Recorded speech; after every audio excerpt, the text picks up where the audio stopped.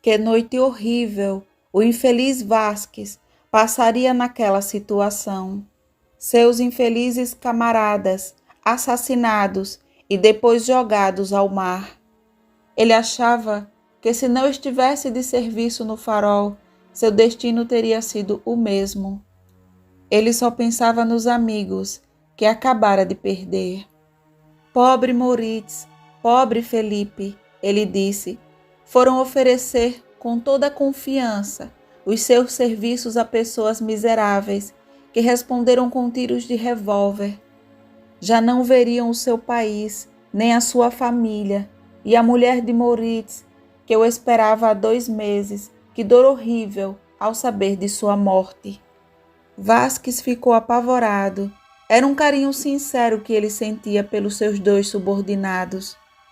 Ele os tratava há tantos anos, por causa de seu conselho, eles foram designados para o serviço do farol, e agora ele se encontrava sozinho.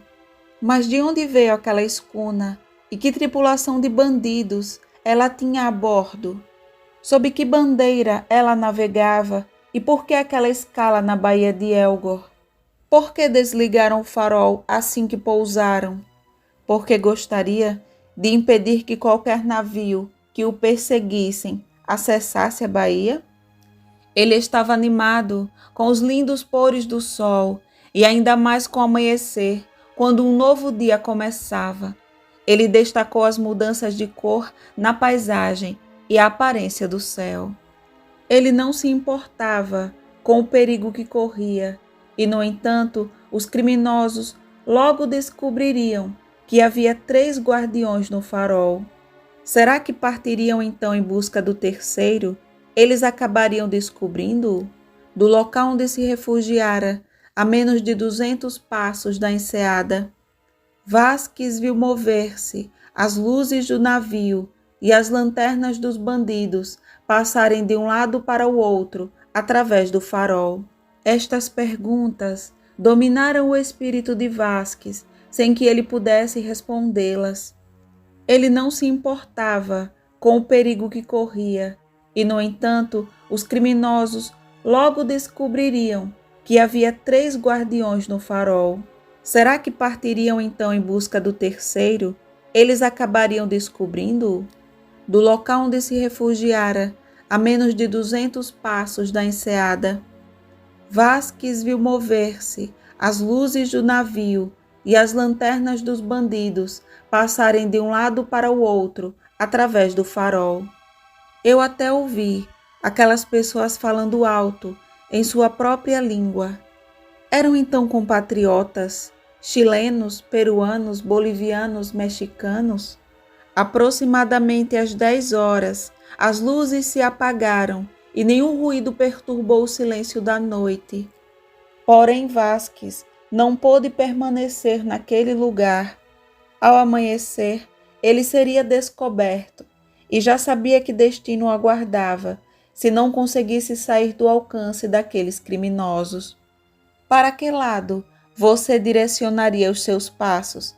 Talvez no interior da ilha ele estivesse mais seguro, mas se conseguisse entrar na baía, talvez um navio que passasse perto da costa pudesse resgatá-lo. Mas seja no interior ou no litoral, como garantir a sua existência até o dia em que chega o substituto? Seus suprimentos acabariam muito rapidamente, em 48 horas. Como renová-los?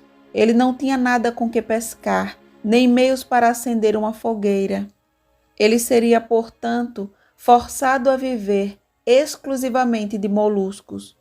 Sua energia acabou superando a situação.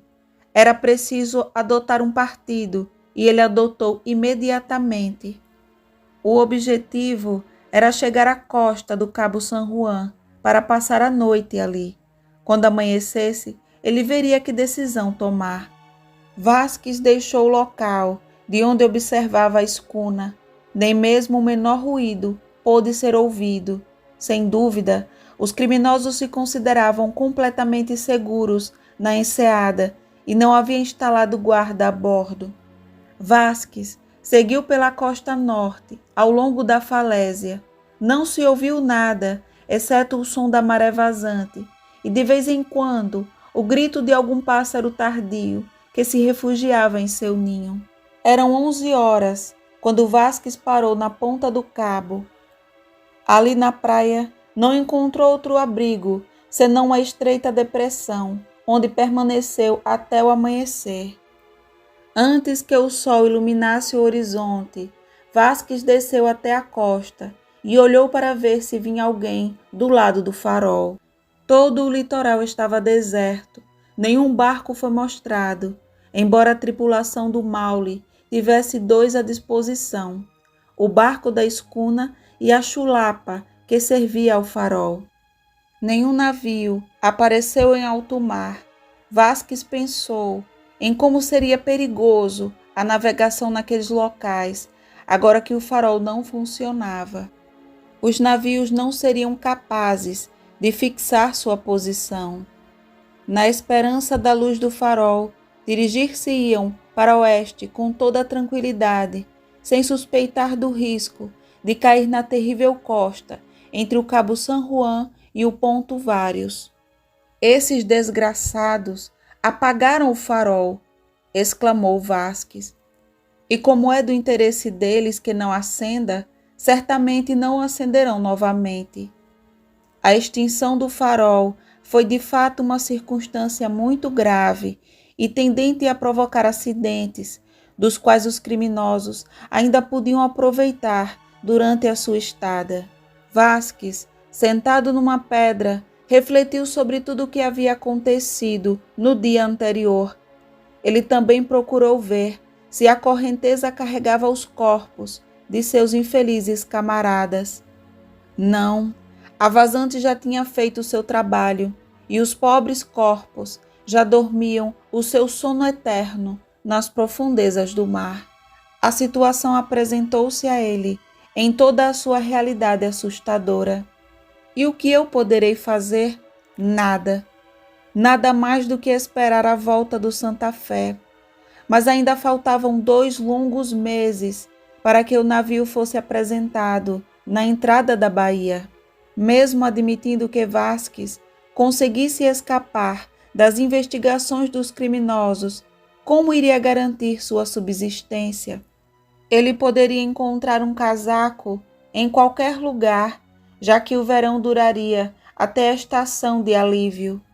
Mas se fosse em pleno inverno, Vasques não teria resistido aos rigores da temperatura, que desceu o termômetro para 30 e 40 graus abaixo de zero. Ele teria morrido de frio em vez de fome. Vasques partiu imediatamente em busca de abrigo.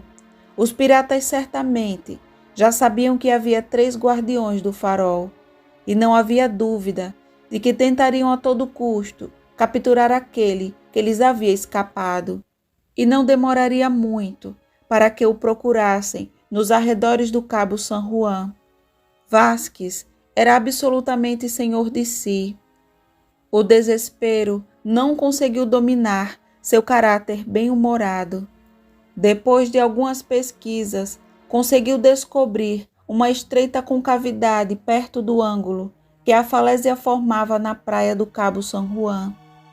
Uma areia fina cobria o solo, que ficava fora do alcance das marés mais altas e não recebia diretamente o sopro do ar.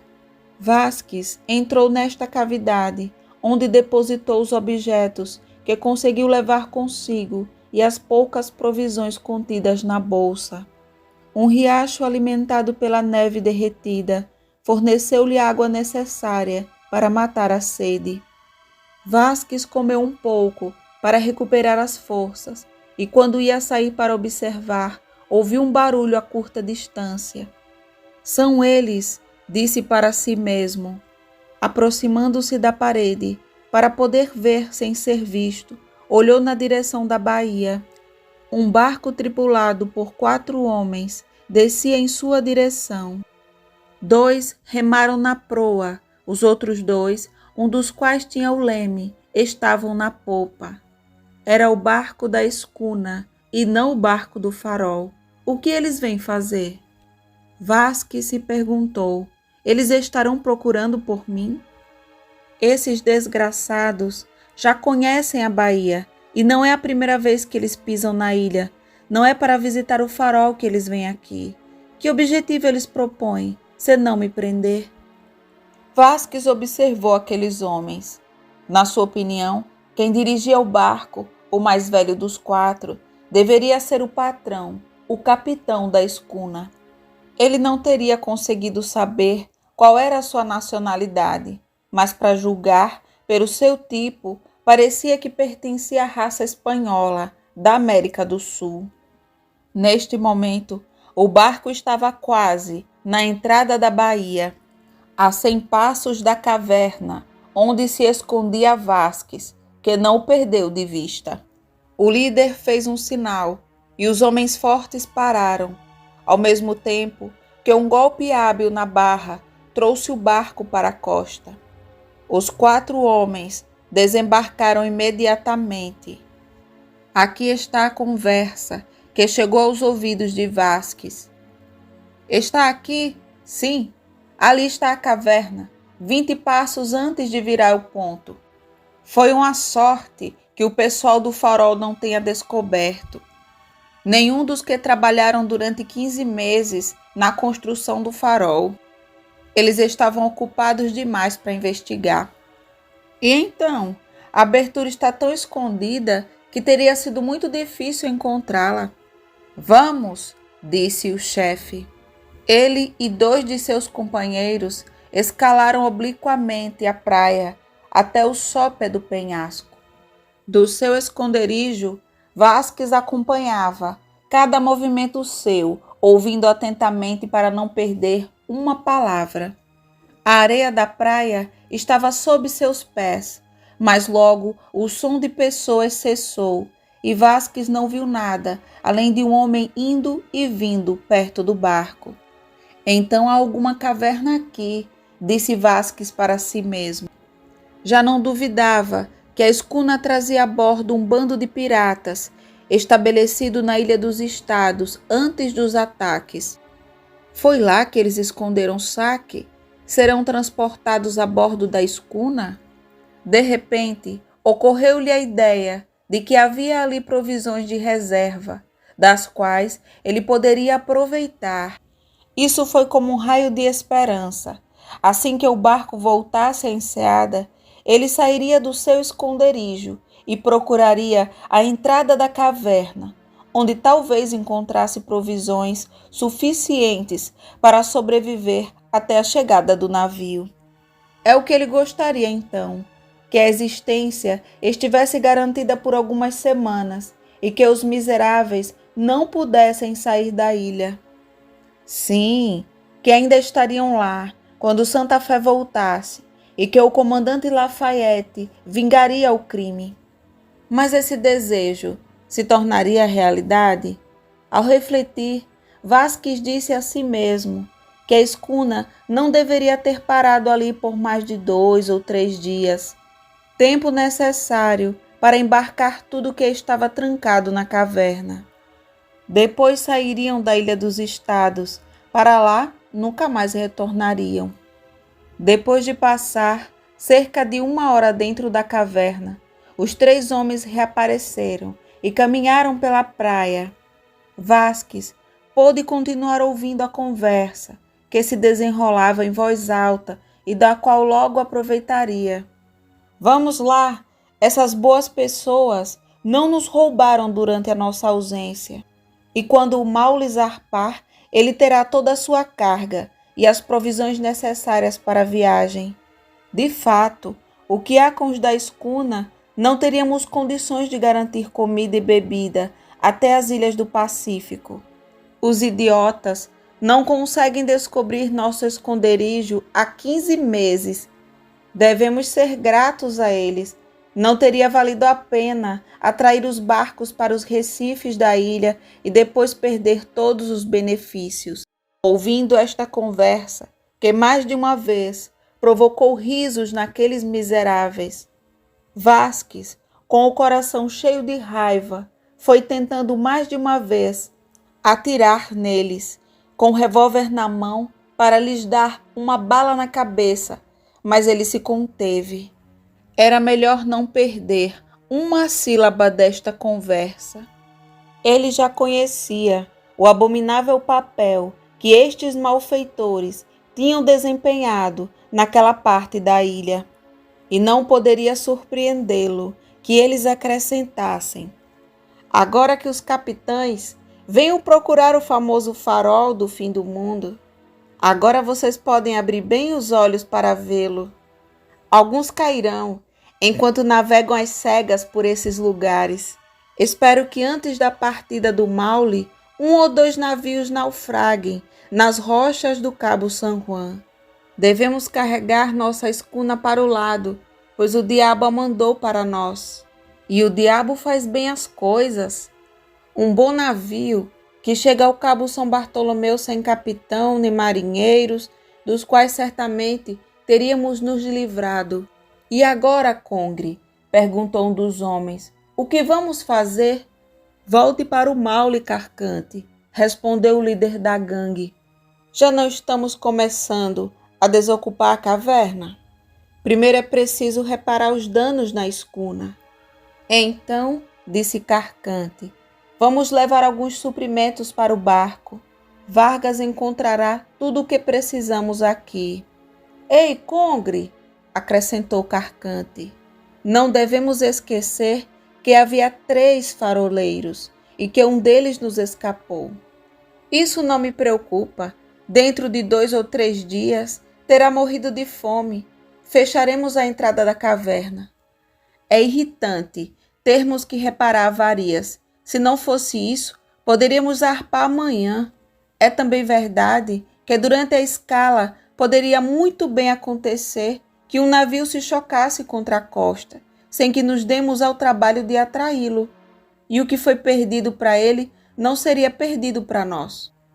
Congre e seus companheiros entraram novamente na caverna, emergindo logo depois com ferramentas de carpinteiro, cordas e pedaços de madeira.